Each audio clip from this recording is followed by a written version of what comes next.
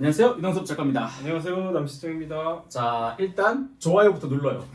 시작하자마자 바로 좋아요부터 누르시고, 자, 저희가 화요문학을 하면서 문학을 주로 다루는데, 네. 문학을 다루다 보니까 어떤 이제 특이한 공통점이 있어서 저희가 한번 이야기해 볼까 하는데, 예를 들면 데미안, 호밀바테 파스꾼, 상실의 시대, 노르웨이 숲, 그다음에 이방인, 인간실격. 자, 이런 소설들을 대부분 우리가 이제 성장 소설이다 네. 이렇게 부르잖아요. 네. 성장 소설의 특징이 뭔가요, 일단? 일단 성장 소설이란 진짜 말 그대로 주인공이 성장을 하는 건데 심리적 또는 정신적, 도덕적인 어떤 성장에 발맞추고 있는 거죠. 근데 이제 인간은 사회적 동물이다 보니까 당연히 그 사회적 관계망 안에서 이 급격한 어떤 그 충격이 있는 거죠. 가족 내에서 또는 사회적으로 충격을 받고 그 충격을 어떻게 헤쳐나가는가 또는 이제 그 사랑이 될 수도 있는 거죠. 그렇죠. 사랑이 좀 많이 나오죠. 아니면 이제 이방인 같은 경우는 좀 독특하죠. 네, 그렇게 해서 이제 성장 소설은 보통 이제 빌퉁스 로만이라고 독일어에서 나온 건데 빌퉁스라는 게 이제 형성하다 뭐 이런 뜻이에요. 건축물처럼. 그래서 한 명의 인격체가 되어 가는 거죠. 그러다 보니까 방점은 얼마나 그러니까 소설적 재미는 이 사람이 겪은 고난의 어떤 질에 있을 수가 있겠고 얼마나 심각한 개고생을 하느냐. 네. 얼마나 독자들이 공감할 수 있을 만큼. 그다음에 어떤 문학적 의미나 캐릭터의 힘은 이제 질적인 성장을 이뤄내느냐, 성숙의 의미 이런 게 있을 수가 있겠죠. 사실은 성장 소설이지만 결국 성숙한 인간이 되냐 안 되냐 네. 뭐 그런 얘기네요. 근데 이제 그거를 이제 전 과정을 다뤘다면 지금은 이제 그 중에 어떤 일부만 이렇게 보여줘도 그 나머지 과정들을 독자들이 유추할 수 있게끔 해서 되게 조금 이제 간소화되는 추세긴 한데 이게 워낙에 원형적인 이야기의 구조다 보니까.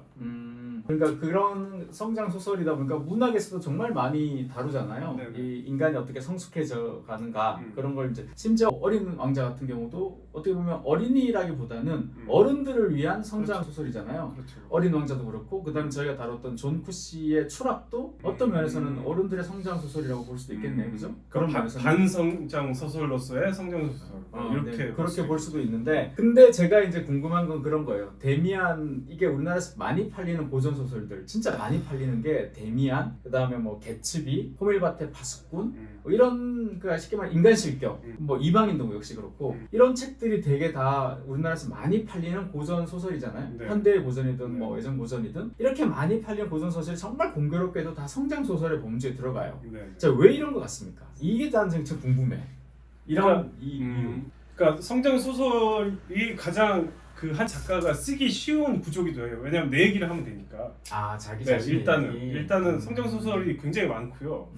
근데 이제 제가 헤르만 헤세의 데미안을 예를 들어서 왜 이런 소설이 이렇게 인기가 있나? 우리나라만 이렇게 인기 있는 거 아니야, 사실은? 그러니까 그 데미안은 서구권에서는 시타르타가 제일 유명하고요. 시타르타 소설이 제일 유명하고 그 외에는 사실 지금 어떤 일반적인 상식적인 독자가 데미안을 읽는다. 이거는 데미안을 읽고 좋았다, 감동받았다. 이거는 약간 좀 이상하거든요. 저희가 이제 다루기도 했지만 너무 얕은 수준의 묘사에 머물러 있기 때문에. 근데 한국인이 이걸 왜 좋아하냐? 그러면 저는 그 자아의 개념인 것 같아요. 자아 개념. 네, 그러니까 저희가 뭐 공교육도 받고 하면서 물론 이제 저희 때도 그랬지만 항상 우리 한국 사회는 이 억압하는 구조 시스템 속에서 나는 과연 누굴까, 뭘까 이렇게 항상 고민을 하잖아요. 근데 데미안 보면 이 어떤 나보다 굉장히 정신적으로 성숙한 데미안이 나타나서 그런 얘기 하잖아요. 그 유명한 아래서 깬다.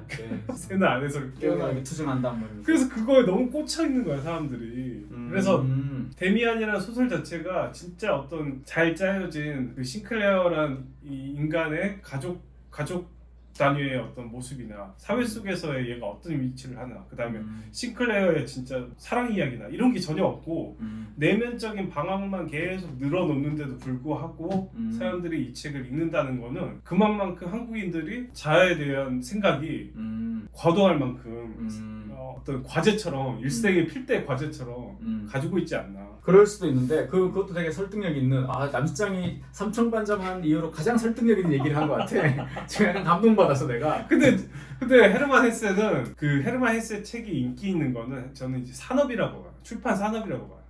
헤르만 헤세가 평생을 방랑하면서 살고 되게 아. 불우했어요. 가족사도 불우하고.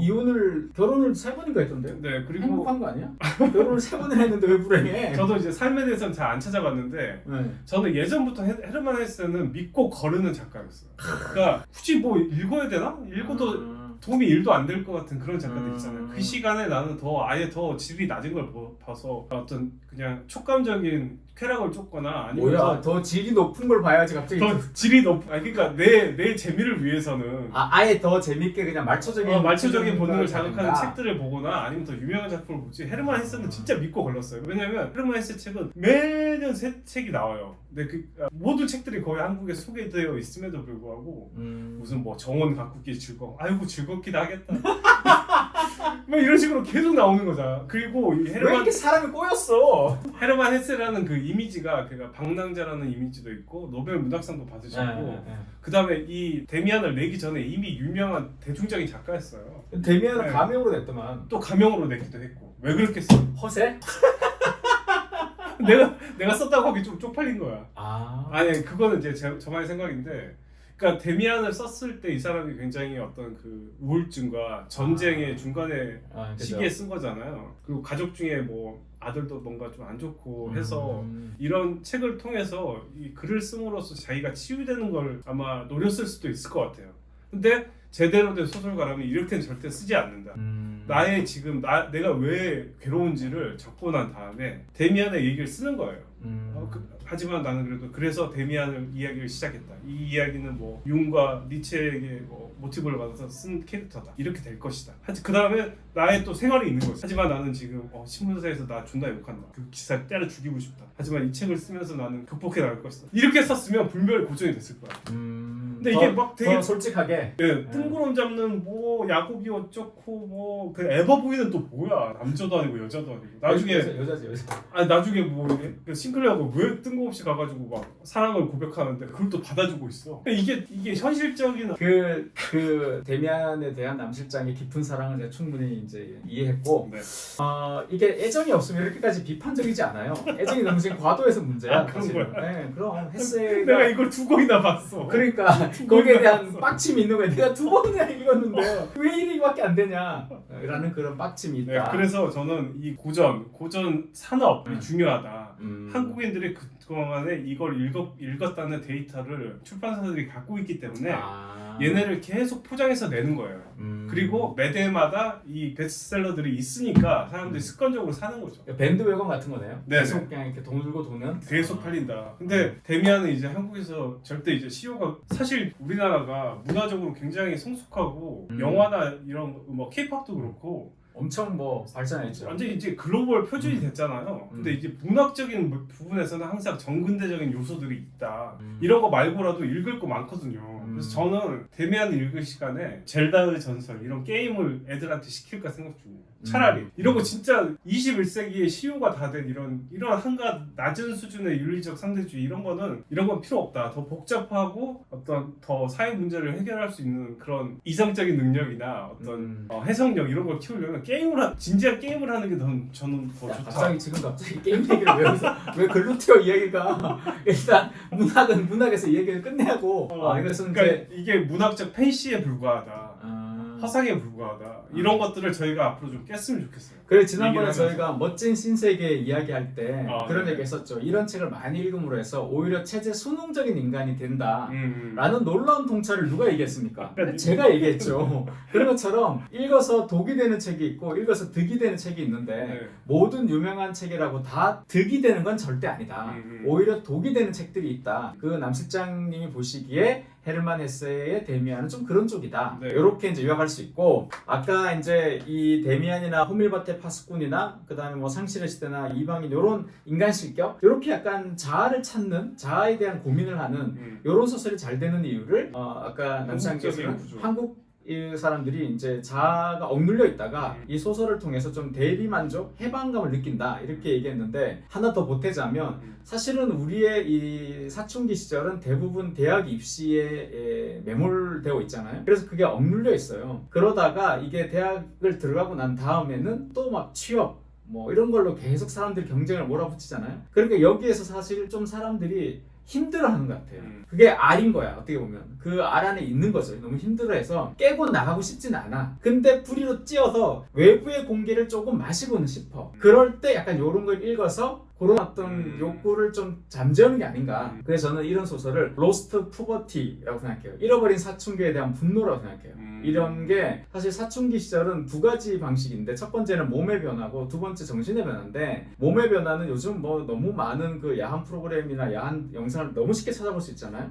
그래서 이 몸에 관한 변화는 너무 잘 다들 공감대 형성되어 있어요. 그런데 정신에 대한 부분은 여전히 억압적이라고 봐요. 그게 10대 시절에 부모들은 뭐라 그래요? 야, 일단 대학 가야 돼. 그러니까 남들처럼 해야 돼. 남들과 달라서는 안 되라는 말이 있어요. 남들과 달라서는 안 돼. 그런데 대학에 들어가. 그 다음 뭐라 그래요?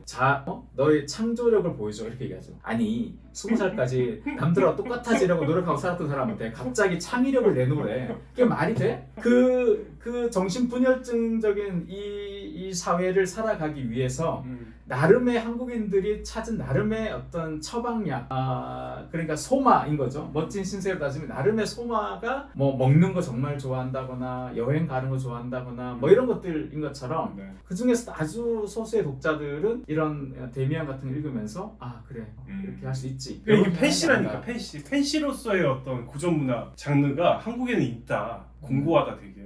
저는 이런 데미안류는 일본의 라이트 노벨 읽는 거랑 비슷하다고 봐요. 사실 어느 정도 대사도 비슷하고. 네, 그러니까 그래서 이런 거에 대한 이런 성장 소설의 대안을 왜 다른 사람들이 제안하지 않는가, 이것도 조금 문제가 있다고 봐요. 그러니까 이 출판사가 항상 이런 책을 내세울 때 뭐 권위를 이렇게 하잖아요. 뭐 서울대 뭐 선정 어쩌고저쩌고 하면서 막. 그러니까 이런 것들도 좀 바뀌어야 된다고 생각을 합니다. 그래서 이게 데미안 같은 소설들과 자기계발서를 읽는 사람들은 대체로 비슷하다고 생각해요.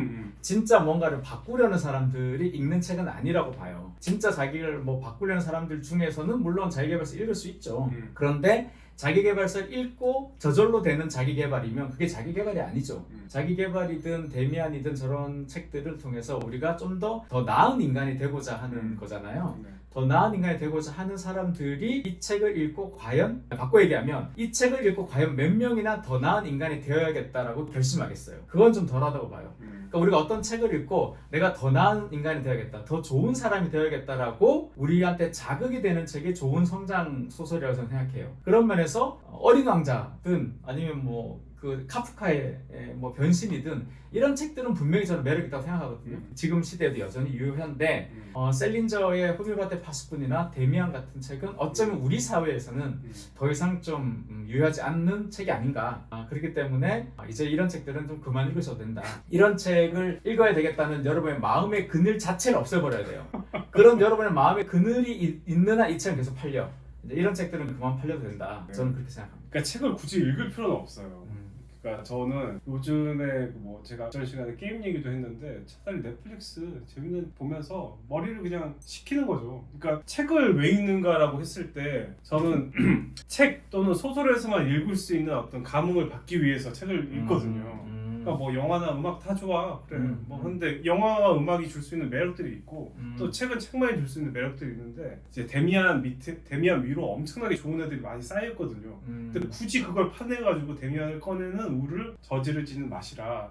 오히려 제가 이제 추천해주고 싶은 책은 존 쿠시의 소년 시절, 또 이제 자전적 3부작의 첫 권인데, 이 책 보면 진짜 감상은 1도 없어요. 감상주의는 1도 없어요. 진짜 정말 애껴서 읽고 싶은, 그리고 어느 정도 성장소설이긴 하지만 나이가 들어서 읽으면 훨씬 더 좋아. 그렇죠. 왜냐면 헤세도 사실 40대 가까이 되어서 이 책을 썼으니까. 네네. 어린 성장소설은 원래 대가들만 쓸 수 있는 거예요. 그리고 이런 거 애들한테 성장소설 절대 추천해주지 마시고 어른들이 읽으세요. 맞아요. 네, 어른들이 읽으셔야지 그때의 시각으로 보고 또 좋은 기운들을 애들한테 줄 수 있거든요. 애들한테 책 내용을 주입시키는 거, 이런 거는 이제 책은 무조건 내 개인을 위해서 읽어야 된다. 그래서 내가 조금 더 좋은 사람이 되면 그 좋은 영향이 당연히 가족들에게 미치겠죠. 네. 이상 남실장의 독서법이었습니다.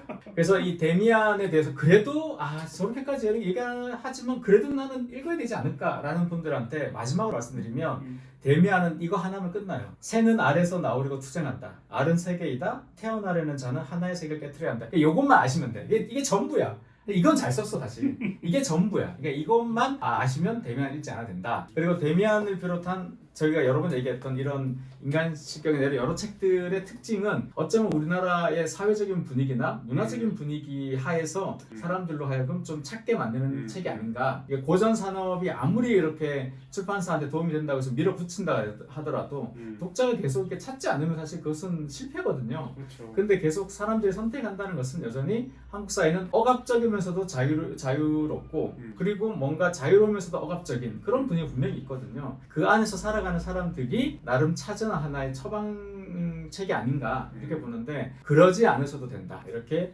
정리해 볼 수 있을 것 같습니다. 여기까지 하겠습니다. 고맙습니다. 감사합니다.